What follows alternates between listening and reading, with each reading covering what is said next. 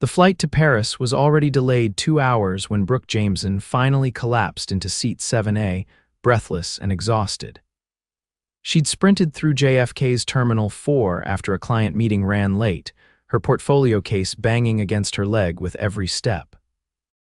When she spotted the last boarding call for her flight flashing on the departure screen, her heart had nearly stopped. "Made it by the skin of my teeth," she murmured, fumbling with her seatbelt. They wouldn't have left without the prettiest passenger on board. The deep voice came from seat 7B, and Brooke turned, startled. Her neighbor was already settled in, his broad shoulders taking up more than his fair share of their shared armrest. He wore a charcoal suit that looked expensive but lived in, the top button of his crisp white shirt undone. His dark hair was styled in that deliberately messy way that somehow looked both effortless and calculated. But it was his eyes that caught her attention, warm brown with tiny laugh lines at the corners. "I'm sorry," she said, tucking a strand of auburn hair behind her ear. "I'm normally much more put together than this. Gray Matthews," he said, extending a hand, "and trust me, I've seen far worse boarding behavior." His handshake was firm but not aggressive. Brooke noticed the absence of a wedding ring and immediately chastised herself for looking. "Brooke Jameson, and thanks for the reassurance, though I doubt it." She smiled, settling her portfolio under the seat in front of her. 8 hours to Paris, right? 8 hours, 20 minutes according to the captain, not that I'm counting." Gray smiled, and something about it made Brooke's pulse quicken. "Business or pleasure?" "Both, actually. I'm a textile designer. I have meetings with some suppliers in Paris, but I'm extending my stay to visit some museums for inspiration. You, business, always business." There was a hint of weariness in his voice that made Brooke curious. "But Paris has a way of turning everything into pleasure, doesn't it?" the flight attendant interrupted with pre-takeoff drinks. Brooke asked for water while Gray ordered a scotch, neat. "Pre-flight ritual," he explained, noticing her glance. "Helps with the takeoff jitters. You don't strike me as someone with flight anxiety," Brooke observed. "Everyone's afraid of something." He swirled the amber liquid. "I just hide it better than most." There was something disarming about his honesty. As the plane taxied toward the runway, Brooke found herself relaxing despite the cramped quarters of economy class. "So what kind of textiles do you design?" Gray asked as they lifted off, the Manhattan skyline shrinking beneath them. "Home decor, mostly upholstery fabrics, drapes, that sort of thing. I work with a small design firm in Brooklyn, but we're trying to expand our European presence." "I'd love to see your work sometime," he said, and it didn't sound like a line. Brooke hesitated, then pulled her portfolio from under the seat. "Well, you're trapped beside me for 8 hours. You might regret saying that." She flipped open to her latest collection, a series of abstract patterns inspired by Brooklyn architecture. Gray studied each page with genuine interest, asking questions about her process and inspiration. His fingers traced a particularly intricate design, and Brooke felt an unexpected flutter in her stomach. "These are extraordinary," he said finally. "You see things differently, that's rare." His compliment warmed her more than it should have. "What about you? What business brings you to Paris so often?" "Real estate development," he answered, finishing his scotch. "My company specializes in historic property renovation, preserving the soul of old buildings while making them functional for modern use." "That sounds fascinating," Brooke said, meaning it. "So you're like a building whisperer." Gray laughed, a rich sound that made several passengers glance their way. "I've never been called that before, but I like it. Yes, I suppose I am. Buildings talk to you if you listen carefully enough. And what are they saying? Usually help me, sometimes leave me alone. Occasionally tear me down and start over." He leaned closer, his shoulder brushing hers. "The trick is knowing which is which." The flight attendants began dinner service, interrupting their conversation. Brooke hadn't realized how hungry she was until the aroma of heated airline food surprisingly appealing at 36,000 feet filled the cabin. "Red or white?" the attendant asked Gray, gesturing to the wine options. "Red for me," he answered, then glanced at Brooke. "And for the lady?" "I can order for myself, thanks," Brooke said, then smiled at the attendant. "Red as well, please." Gray raised an eyebrow. "Independent, I like that. Surprised? Not at all, just appreciative. Their conversation flowed as easily as the wine. Gray told her about growing up in Boston with 3 older sisters who taught him everything from how to dance to how to fight. Brooke shared stories about her small-town Tennessee upbringing and her decision to move to New York against her parents' wishes. They wanted you to stay close to home. Gray asked, refilling their wine glasses from the bottle he'd purchased after they finished the complimentary ones. They wanted me to be practical. Art school in New York didn't qualify as practical in their minds. Brooke shrugged. They've come around since I started making actual money, but those first few years were tough. Risk-taking runs in your blood then, Gray observed. I wouldn't say that, more like stubborn determination. Same difference. His eyes crinkled when he smiled. Both qualities I admire. The cabin lights dimmed as the flight entered its overnight phase. Around them, passengers pulled down eye masks and adjusted neck pillows. The intimate darkness seemed to shrink the world to just their 2 seats. You should try to sleep, Gray suggested, noticing Brooke stifling a yawn. I never sleep well on planes, she admitted. I always end up with a crick in my neck and feeling worse than if I'd just stayed awake. I have a solution. He reached into his carry-on and pulled out a compact travel pillow unlike any Brooke had seen before. Swedish design. Ergonomic memory foam works miracles. I couldn't take your pillow, Brooke protested. I insist. I have a hotel room waiting in Paris where I can properly crash. You have supplier meetings. He handed her the pillow. Consider it payment for the art show you gave me. Brooke accepted it gratefully, surprised at how perfectly it supported her neck. Thank you, that's really thoughtful. Sleep well, Brooke Jameson, Gray said softly. Despite her protests about never sleeping on planes, Brooke drifted off within minutes. She woke briefly when the plane hit turbulence, startled to find that she'd shifted in her sleep and was now resting against Gray's shoulder. Embarrassed, she started to pull away. You're fine, he murmured, his voice thick with sleep. I don't mind. Half asleep and strangely comfortable, Brooke settled back against him. His steady breathing lulled her back to sleep, and she dreamed of Paris streets and fabric patterns and warm brown eyes. When she woke again, sunlight was streaming through the windows. Gray was already awake, typing something on his phone. Good morning, he said, looking up. Sleep well, Brooke straightened, feeling self-conscious about using him as a pillow. I did actually. Your magic pillow worked wonders, and sorry about, she gestured vaguely to his shoulder. Don't apologize. Best flight I've had in years. There was something in his expression that made her pulse quicken again. Breakfast service began rubbery eggs and surprisingly decent croissants. Brooke realized with a start that they'd begin descending soon, and their time together was almost over. The thought brought an unexpected pang of disappointment. So, where are you staying in Paris? Gray asked, stirring his coffee. Small boutique hotel in the Marais. Nothing fancy, but it's central. The Marais is my favorite area, he said. Best falafel in Paris on Rue des Rosiers. I'll have to try it, Brooke replied, wondering if he was working up to suggesting they meet in Paris. The idea both thrilled and unnerved her. She never did things like this, meeting men on planes, contemplating rendezvous in foreign cities. Gray seemed to sense her thoughts. Look, Brooke, I've really enjoyed talking with you. Me too, she said, her mouth suddenly dry. I know this is forward, and please feel free to say no, but... He hesitated, uncharacteristically uncertain. I'd like your number. Maybe we could get coffee in Paris, or dinner. Brooke studied his face, looking for signs of insincerity and finding none. I'd like that, she said finally. But full disclosure, I don't make a habit of giving my number to strangers on planes. I'd be concerned if you did, Gray laughed. And for what it's worth, I don't make a habit of asking. They exchanged phones, each entering their number in the other's contacts. When Gray handed back her phone, their fingers brushed, and Brooke felt that same electric awareness she'd been experiencing since their first handshake. Ladies and gentlemen, we are beginning our initial descent into Charles de Gaulle Airport, the captain announced over the intercom. The local time is 8:45 a.m., and the temperature in Paris is a pleasant 22 degrees Celsius. The rest of the landing process passed in a blur. Gray told her about his favorite hidden spots in Paris, places tourists rarely found. Brooke promised to send him photos of any textile inspirations she discovered.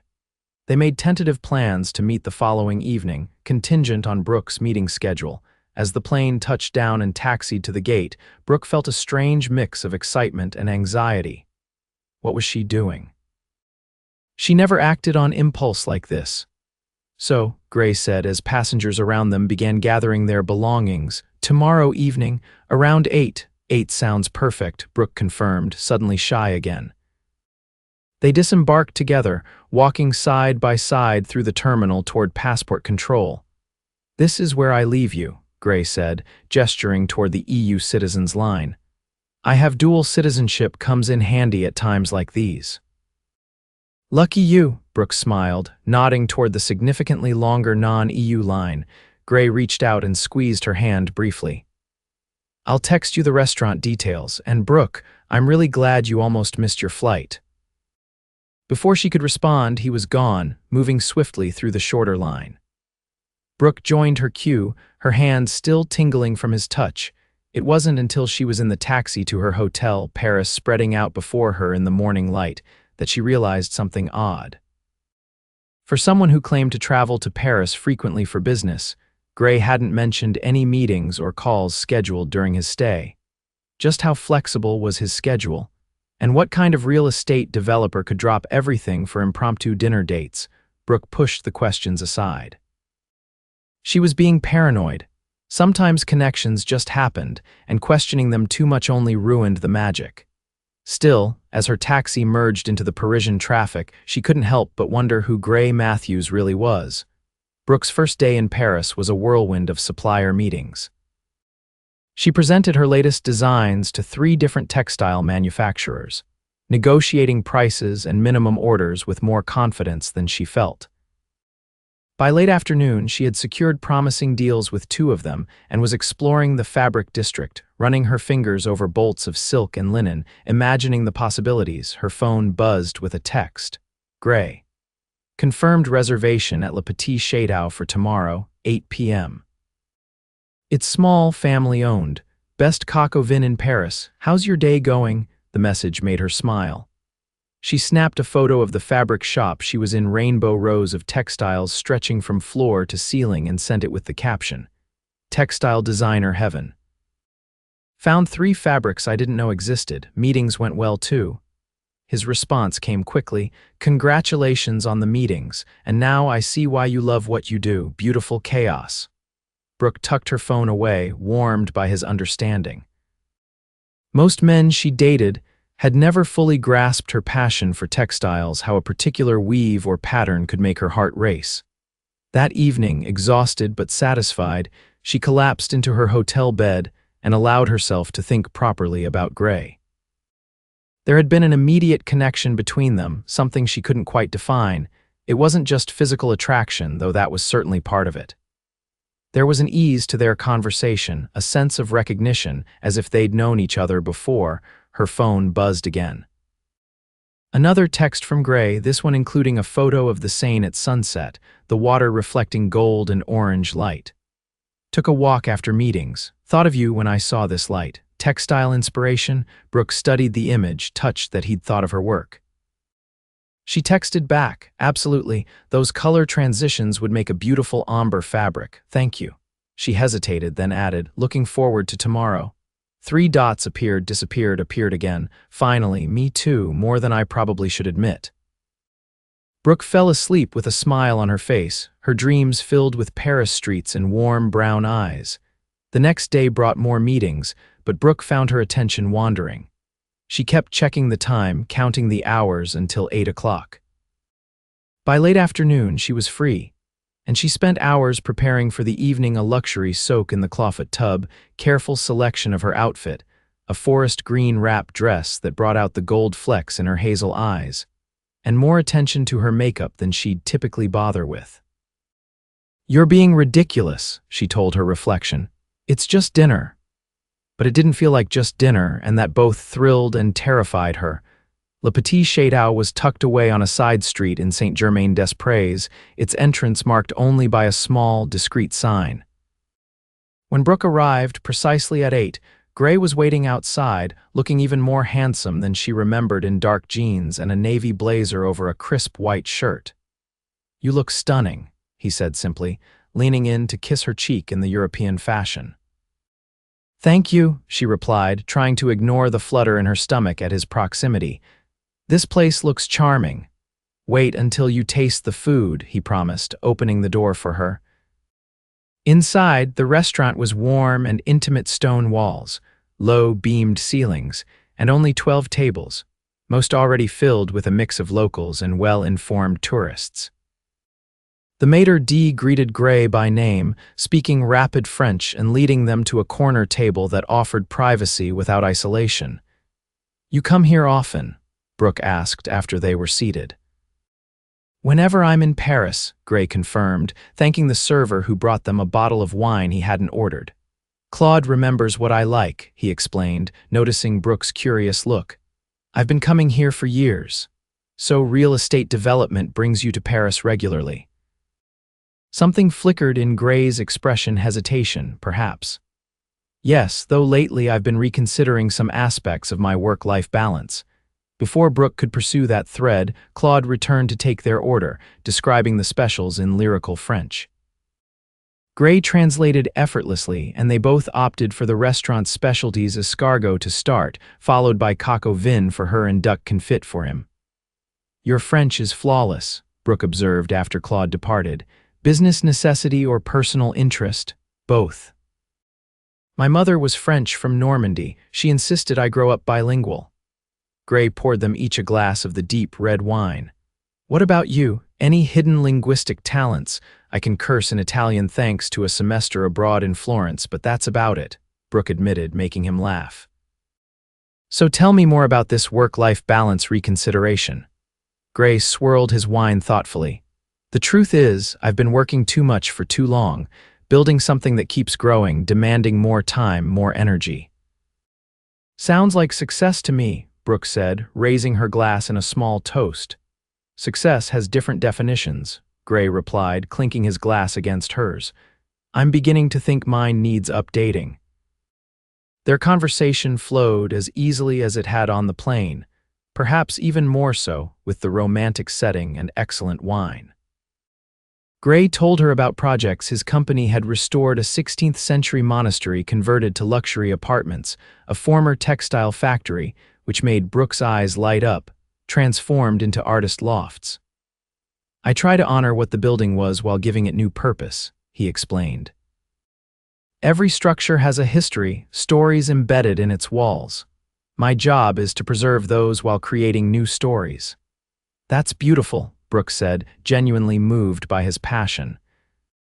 "It's not unlike what I do with traditional textile patterns, honoring their history while reinterpreting them for modern spaces." Gray reached across the table and took her hand. "That's exactly it. You understand." The simple touch sent warmth spreading up Brooke's arm. The candlelight caught the angles of Gray's face, softening them. For a moment, they simply looked at each other, the restaurant fading into background noise. Claude's arrival with their appetizers broke the spell. The escargot was buttery and garlicky, the bread crusty and perfect for soaking up the sauce. Brooke surprised herself by cleaning her plate, then laughing at Gray's appreciative expression. "What, I like food," she said, unapologetic. "It's refreshing," Gray replied.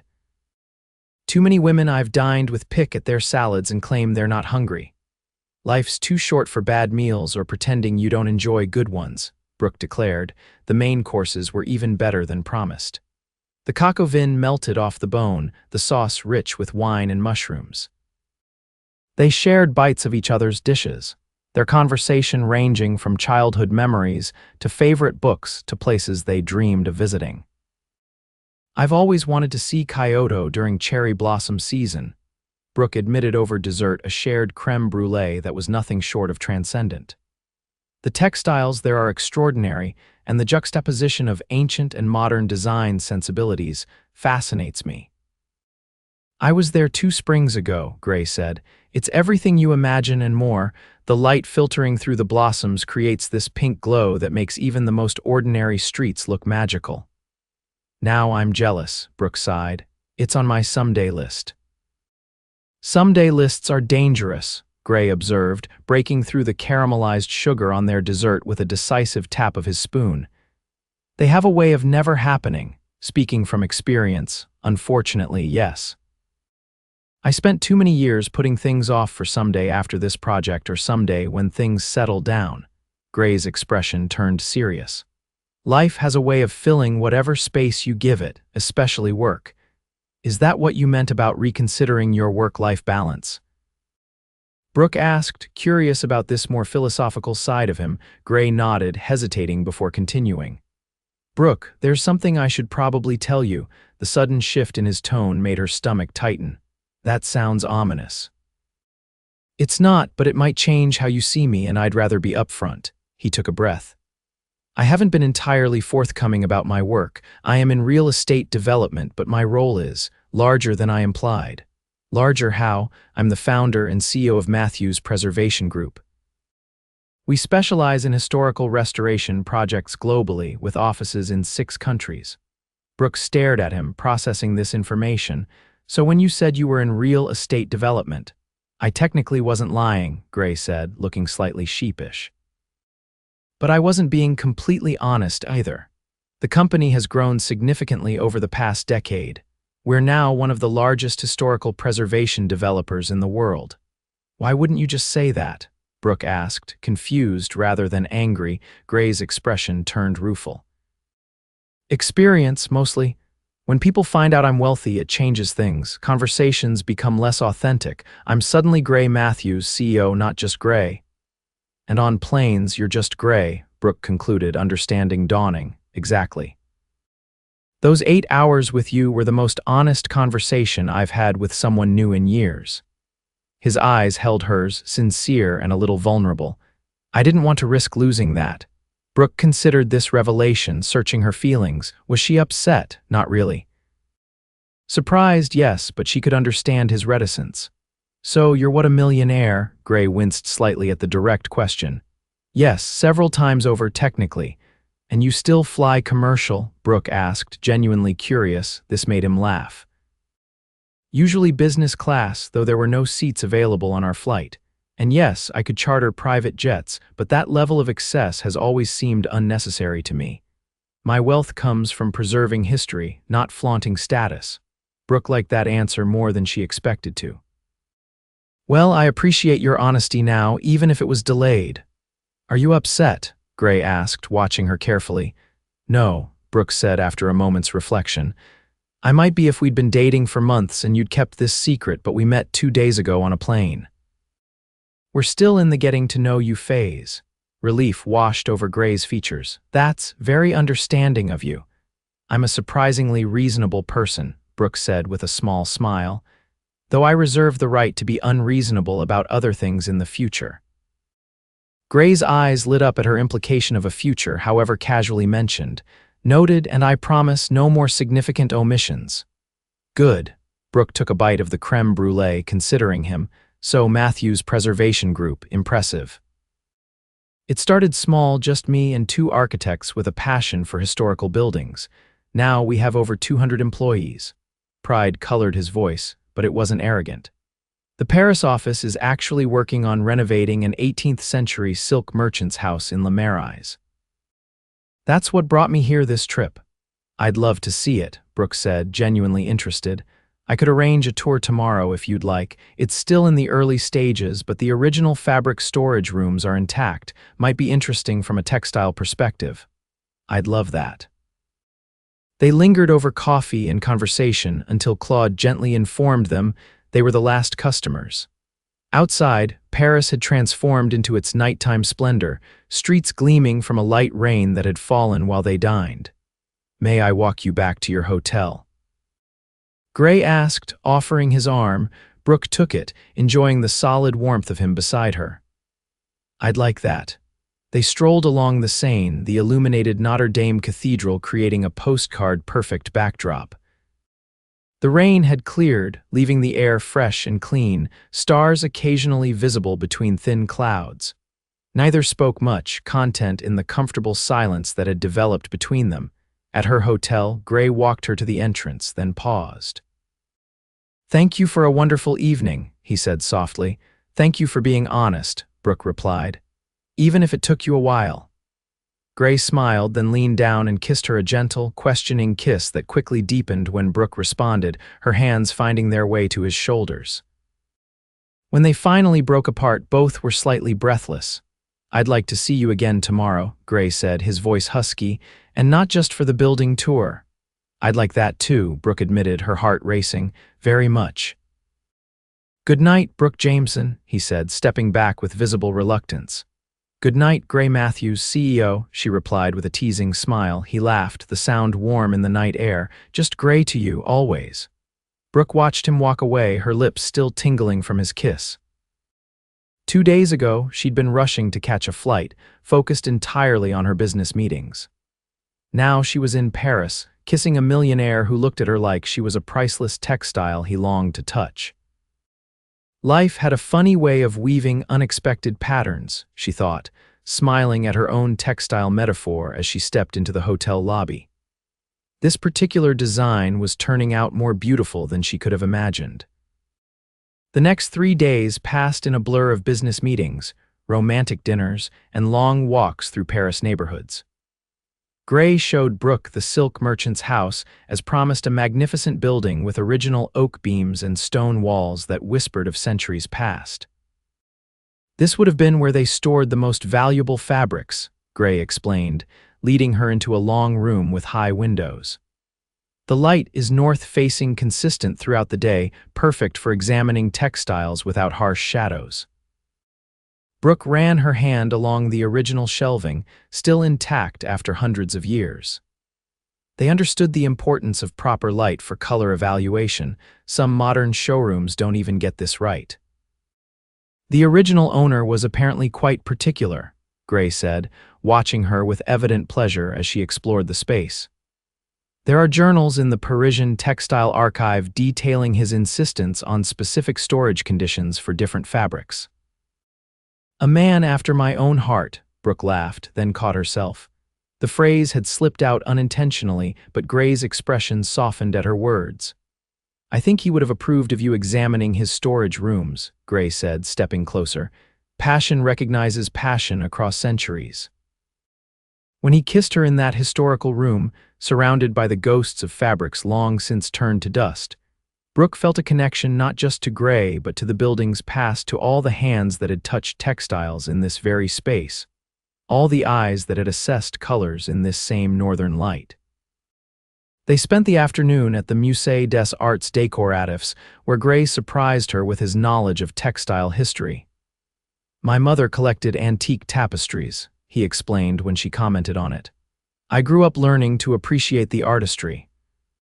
That evening, they dined at a tiny bistro near Montmartre, then climbed the steps to Sacré-Cœur as the sun set, painting Paris in shades of gold and pink. "I have to go back to New York the day after tomorrow," Brooke said as they gazed out over the city. "My meetings are finished and the office needs me back." Gray was quiet for a moment. "I was planning to stay through the weekend, but I could change my plans. Fly back with you, perhaps?" The offer made Brooke's heart race. "You do that, I would. The Paris team can handle things without me hovering, and—" He took her hand, interlacing their fingers. "I'm not ready for this to end." "Neither am I," Brooke admitted. This connection between them felt too significant to dismiss as a holiday romance.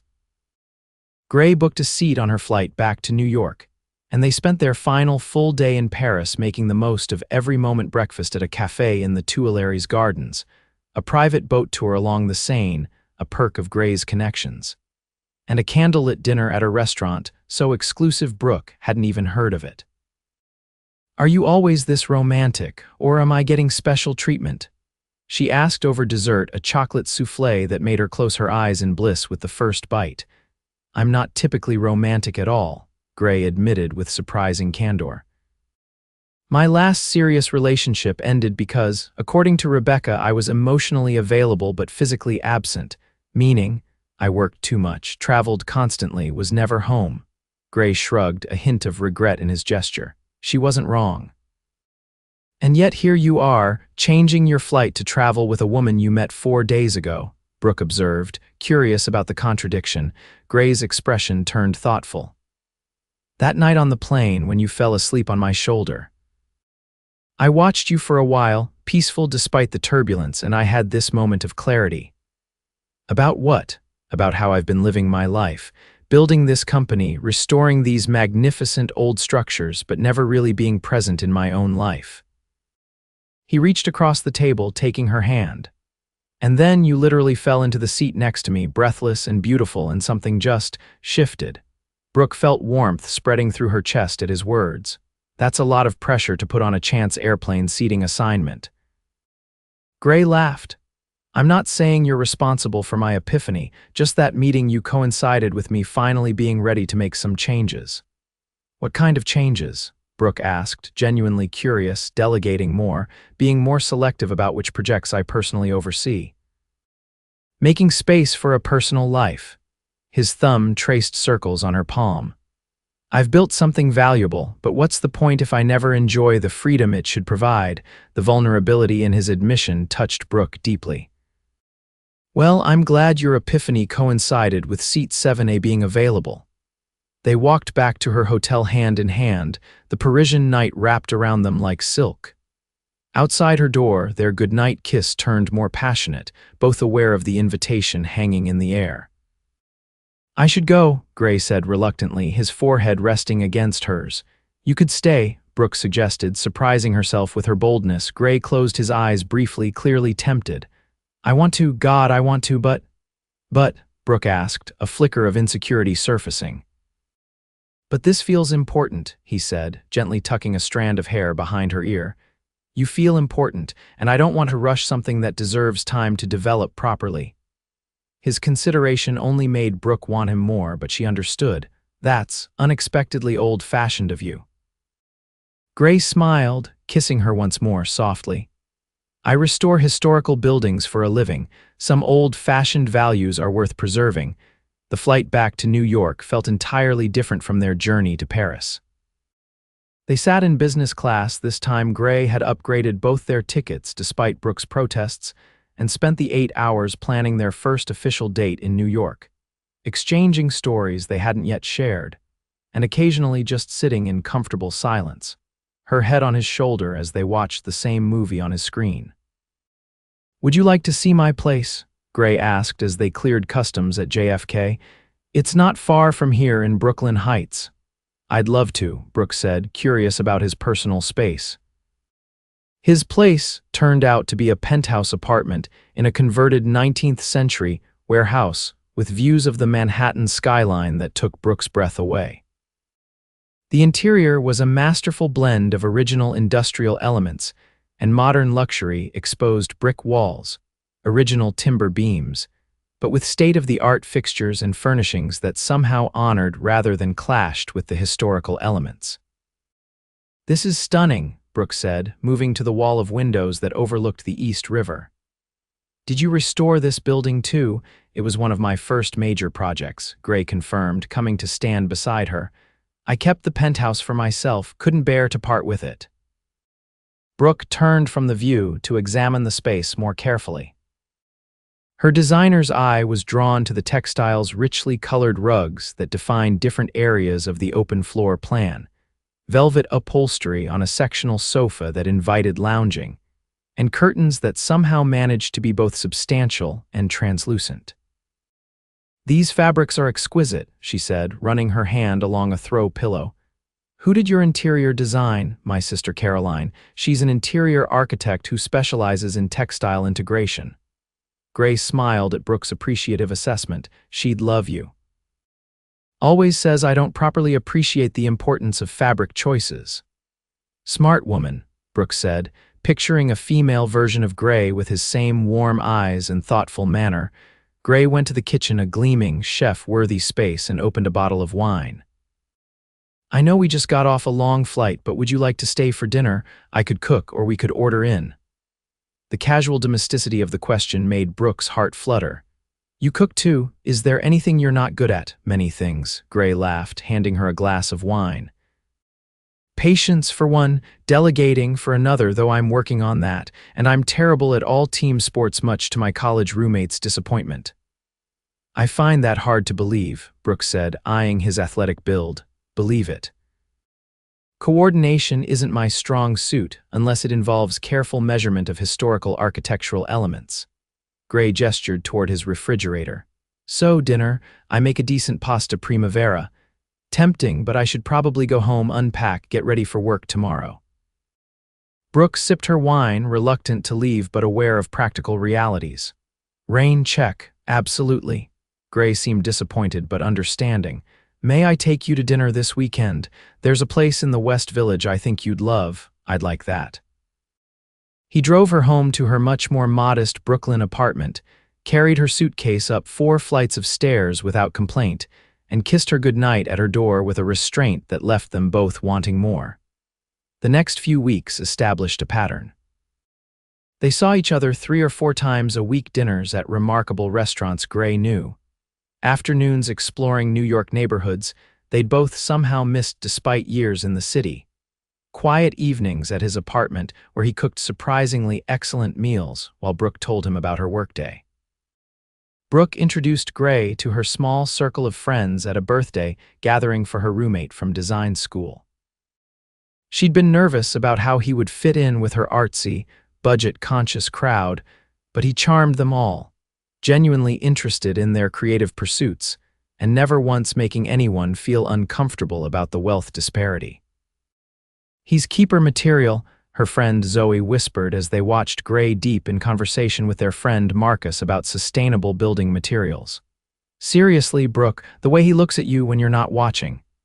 Is it that obvious? Brooke asked, feeling a blush rise to her cheeks. To everyone but you, apparently, Zoe laughed. The man is smitten. A month after their return from Paris, Gray invited Brooke to a charity gala hosted by his company's foundation, which funded historical preservation education programs in underserved communities. It would be their first formal event together and their first appearance in Gray's professional world. You don't have to come, he assured her when he extended the invitation.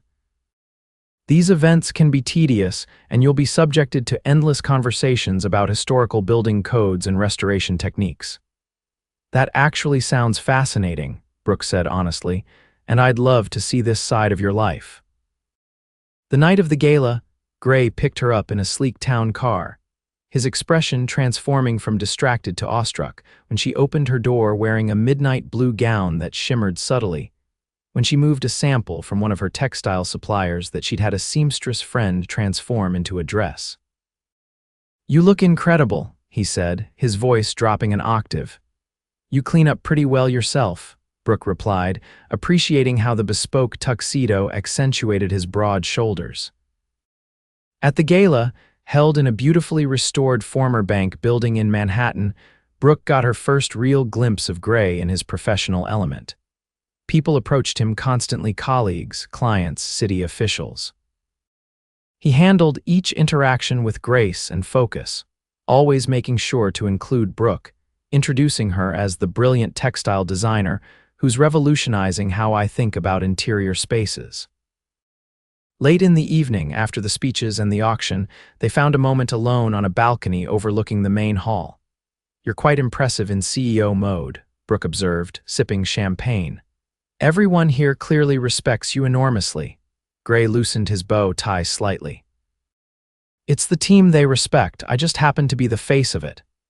It's more than that, the work you're doing, preserving these incredible buildings, creating these education programs, it matters, Gray. You're making a difference. He looked at her with such intensity that Brooke felt her breath catch. That means a lot coming from you. Why from me particularly? Because you see things as they really are, you always have from that first moment on the plane. Gray set down his champagne glass and took her hands in his. Brooke, these past weeks have been the happiest of my life. Mine too, she admitted, her heart racing at the serious turn in conversation. I know it's fast, probably too fast by conventional standards, but I've never been more certain of anything. Gray's eyes held hers, warm and sure. I'm falling in love with you. Actually, that's not quite right. I've already fallen, completely. Brooke felt tears spring to her eyes, unexpected emotion overwhelming her. "I love you too," she whispered, the words feeling both monumental and absolutely right. "I think I started falling that night on the plane." Gray pulled her close, kissing her with a tenderness that soon gave way to something more urgent. When they finally broke apart, both slightly breathless, he rested his forehead against hers. "Move in with me," he said softly. "Not right away if you're not ready, but soon. I want to build a life with you, Brooke. A real life, not just work with occasional moments of happiness squeezed in between projects." Brooke considered his words, the enormity of what he was offering. "Are you sure? Your life is so established and I'm still building my career. What if I don't fit?" "You already fit," Gray said simply. "Better than anything or anyone ever has. My life before you was all structure and no soul. You're the color, the texture, the pattern that makes it complete." His words, so perfectly tailored to her understanding of the world, made her heart swell. "In that case, yes. Not immediately, I'll need a month or two to wrap up my lease and sort things out. But yes, I want to build a life with you too." 3 months later, Brooke moved into Gray's penthouse, bringing her collection of textile samples, art books, and the slightly battered sewing machine that had been her first major purchase after college. Her colorful, creative touches transformed the already beautiful space into something more personal, more lived in. 6 months after that, on a return trip to Paris where they'd first connected, Gray proposed on the steps of Sacré-Cœur at sunset, presenting her with a vintage Art Deco ring he'd found in an antique shop in Le Marais. "It has history," he explained as he slipped it onto her finger. "Like us." They married the following spring in the garden of a restored 18th-century mansion in the Hudson Valley, a Matthews Preservation Group project, naturally. Brooke wore a dress she'd designed herself, incorporating fabric patterns inspired by the architectural elements of Gray's favorite buildings. Their honeymoon took them to Kyoto during cherry blossom season, where Brooke finally got to experience the pink light filtering through blossoms that Gray had described that night in Paris. They explored ancient temples and modern textile studios, Gray patiently accompanying Brooke as she spent hours examining weaving techniques and collecting samples for future design inspiration. A year later, they welcomed their daughter, Elise, named after Gray's French mother. Gray cut back his travel schedule dramatically, delegating more responsibility to his capable executive team. Brooke opened her own small textile design studio in a ground floor space of their Brooklyn building, specializing in historically inspired patterns for modern interiors. Sometimes, on quiet evenings when Elise was asleep and they sat together on their terrace overlooking the twinkling Manhattan skyline, Brooke would think back to that delayed flight to Paris, how close she'd come to missing it entirely. "Do you ever think about what would have happened if I hadn't made that flight?" she asked Gray one such evening, curled against his side under a throw blanket she'd designed. "Sometimes," he admitted, his arm tightening around her shoulders. "But then, I remember what you told me about textile design, how sometimes the most beautiful patterns come from happy accidents." "And we were a happy accident," Brooke concluded, smiling up at him. "The happiest," Gray agreed, kissing her softly. "Though I prefer to think of us as a carefully preserved piece of history that's still being written." Brooke laughed at his building metaphor, her heart full. From an airplane seat assignment to a life interwoven with love, their pattern continued to unfold vibrant, unexpected, and beautifully designed.